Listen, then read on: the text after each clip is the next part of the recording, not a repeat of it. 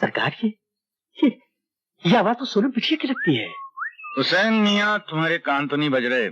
चिड़िया भी बोलती है तो तुम्हें सोनू की आवाज सुनाई देती? नहीं सरकार, इस आवाज को सुनते सुनते तो मेरे कान बूढ़े हो गए। ये कभी धोखा नहीं खा सकते सरकार। अरे ये तो वाकई सोनू की आवाज है। हाय चाचा। सरकार सोनम बिटिया आ गई, देखिए ना सरकार। सोनू बिटिया। हाय डैडी। डैडी भटकाया बेटी। तो फिर आपको सरप्राइज कैसे दे दी? अरे चाचा, डैडी का ख्याल नहीं रखा? इतने पतले हो गए। मैं दुबला। बेटी, इन्हें मुजरिमों को पकड़ने से फुर्सत में तब तो मैं ख्याल रखूं। अरे खैर छोड़ो हुसैन मियाँ, पहले हमें अपनी बेटी को पुलिस की वर्दी में देख लेने दो। माशाअल्लाह। अच्छे सपना। ये सच है पापा? बेटी, मुझे तुम पर बहुत नाज है। तुमने मेरे सपने साकार कर दिए। पर एक बात का ध्यान रखना, पुलिस का फर्ज सिर्फ मुजरिमों को गिरफ्तार करना ही नहीं, बल्कि बेगुनाहों को मुजरिमों की साजिश से बचाना भी है। अपनी वर्दी और अपने फर्ज से कभी दगा मत करना। पापा, आपकी इज्जत मेरी शान है और इस वर्दी का सम्मान करना मेरा धर्म। मुझे यकीन है बेटे। देखो संजय, मैं पुलिस इंस्पेक्टर बनकर आ गई। मुझे मुबारकबाद नहीं दोगे? मुबारकबाद तब दी जाती है सोनम, जब देने वाले को इस वर्दी की अहमियत का एहसास हो। तुम कहाँ खो गए हो संजय? फर्ज और सबूत के चक्कर में अपने आप को तलाश कर रहा हूँ। एक वक्त ऐसा था जब तुम बड़े फख्र से इस वर्दी को अपने सीने पर लगाए हुए घूमते थे, मगर अब तुमने ऐसा क्यों किया संजय? इस बात का एहसास तुम्हें तब होगा जब तुम्हें पता चलेगा कि इस वर्दी की गिरफ्त में कितनी छूट है।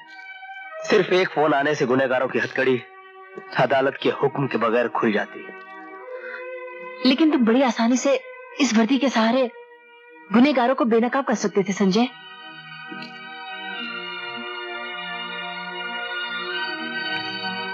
All the best.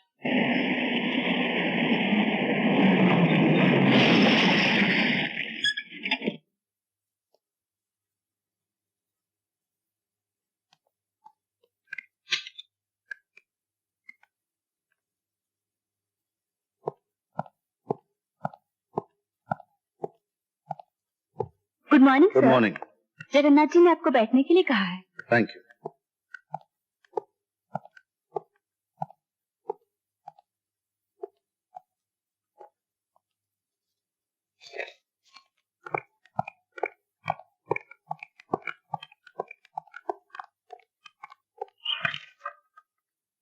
आप चाय पियेंगे या जाम? मैं जाम के लिए नहीं, काम के लिए आया। काम के लोगों के तो हम बहुत बड़े कदरदान हैं। वैसे काम से पहले हम तुम्हें सिर्फ इतना बता देना चाहते हैं कि जगन्नाथ न पाप करता है न पुण्य करता है, वो सिर्फ वही करता है जो उसे करना होता है। अब जगन्नाथ सिर्फ वही नहीं करेगा जो उसे करना होता है, क्योंकि जगन्नाथ की असलियत मैं पहचान चुका हूं। पहचान चुके हो तो दोस्त बनो। तुम अपने दोस्त नहीं तो मेरे दोस्त क्या बनोगे?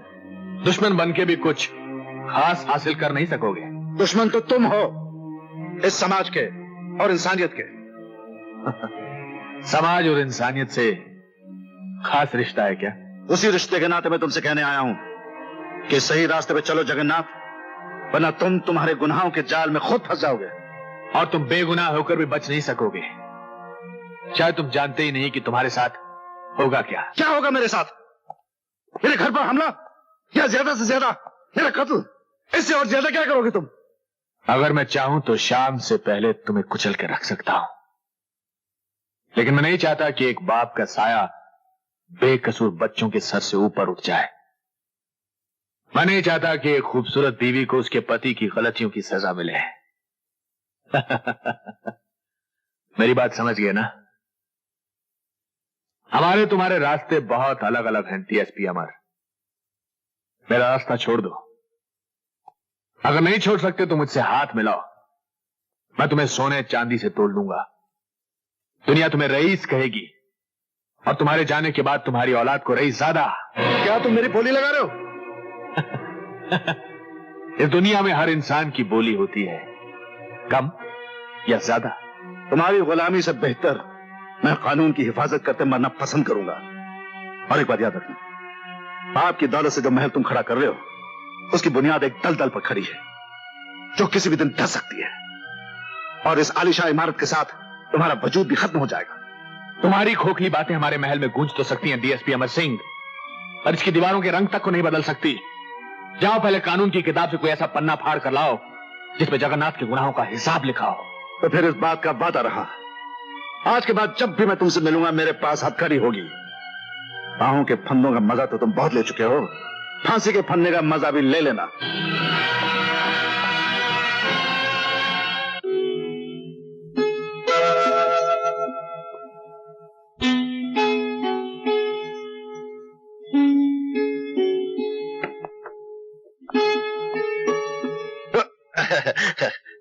अमर रहेगा तेरा सुहाग, ये मैं आशीर्वाद देता हूं।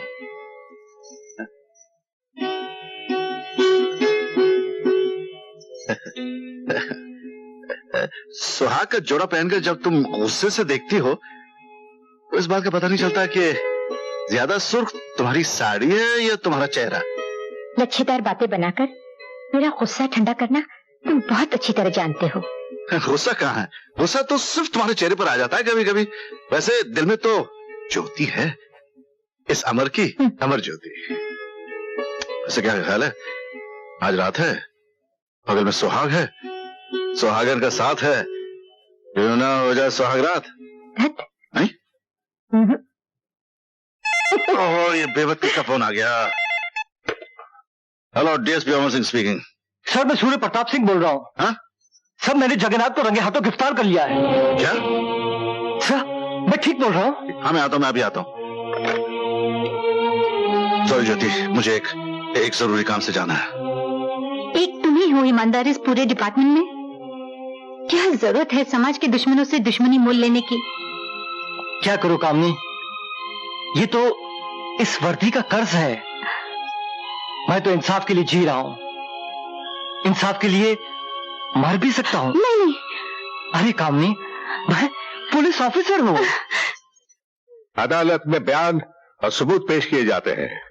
आंसुओं में डूबी हुई एक विधवा की कहानी सुनने में अदालत की कोई दिलचस्पी नहीं है। मेरे मुवक्किल मिस्टर जगन्नाथ के केस के साथ इस मौत का कोई ताल्लुक नहीं, कोई संबंध नहीं। इसलिए मैं दरख्वास्त करता हूं कि मेरे मुवक्किल को बाइज्जत रिहा किया जाए। गवाह इंस्पेक्टर सूर्य प्रताप सिंह की अचानक दुर्घटना में मृत्यु हो जाने की वजह से और सबूत पूरे न होने के कारण ये अदालत मिस्टर जगन्नाथ को बाइज्जत रिहा करती है। Milord, with your kind permission मैं अदालत से कुछ कहना चाहता हूं। ऑब्जेक्शन मिलोड, अदालत के फैसले के खिलाफ कुछ भी कहना अदालत की तौहीन है। Objection overruled. थैंक यू मिलो, मैं कानून और अदालत की तहे दिल से इज्जत करता हूं, पर सच्चाई की आवाज को बयान करना अदालत की तौहीन नहीं है। आपको जो कुछ कहना है कटघरे में खड़े होकर कह सकते हैं। कटघरे में खड़े होने से कानून की आंखों पर जो पट्टी बंधी हुई है वो खुल तो नहीं सकती। मेरी आवाज तो आप भी सुन सकते हैं, जगन्नाथ भी सुन सकता है, जनता भी सुन सकती है। यह रिहाई जगन्नाथ की नहीं, एक गुनाहगार की है। यह मौत एक इंस्पेक्टर की नहीं, यह हत्या कानून की है। और मैं कानून की सौगंध खाकर कहता हूं, मैं लॉर्ड, अगर एक सूर्य प्रताप सिंह मरेगा तो कानून हर पल हजारों सूर्य प्रताप सिंह पैदा कर देगा। एक पुलिस वाले की मौत उसके बाकी साथी पुलिस वालों को उस आदमी का जाती दुश्मन बना देती है। जगन्नाथ समाज का दुश्मन है और उसे कानून के शिकंजे में जकड़ने के लिए मैं हथकड़ी पहनाऊंगा, सबूत के साथ, बयान के साथ। We'll see that too.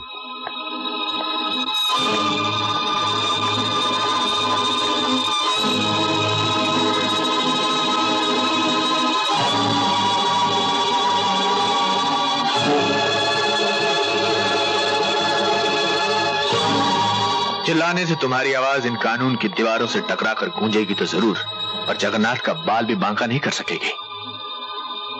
कुछ लोग कानून को अंधा समझते हैं, लेकिन मैं उसे बहरा और अपाहिज भी मानता हूं। Good bye. अमर तुम?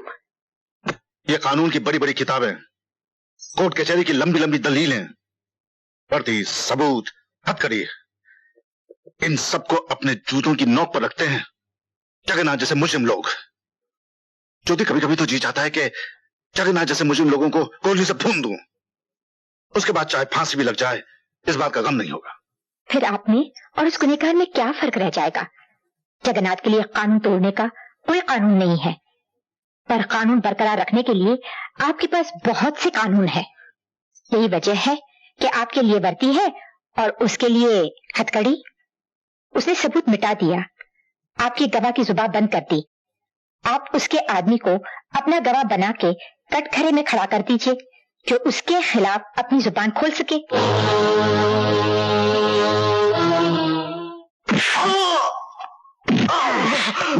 बता वरना छोड़ू मरनी। अच्छा बोल बोल बोल। हम तो दो पार्टों के बीच में फंसे हुए साहब, नीचे कानून का, ऊपर जगन्नाथ का। ना तो हम जी सकते हैं साहब और ना मर सकते हैं। दाल रोटी के लिए गुनाह करने वालों को मार के कानून जगन्नाथ जैसे मुजरिम को खत्म नहीं कर सकता। बट सर, बड़ी मछली को पकड़ने के लिए कई छोटी छोटी मछलियों को शहीद होना पड़ता है। अगर मरना है साहब तो क्यों गुनहगार होकर मरो, क्यों ना शहीद होकर अपने पाप धो लूं।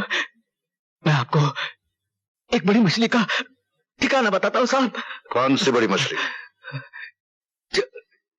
जगन्नाथ साहब।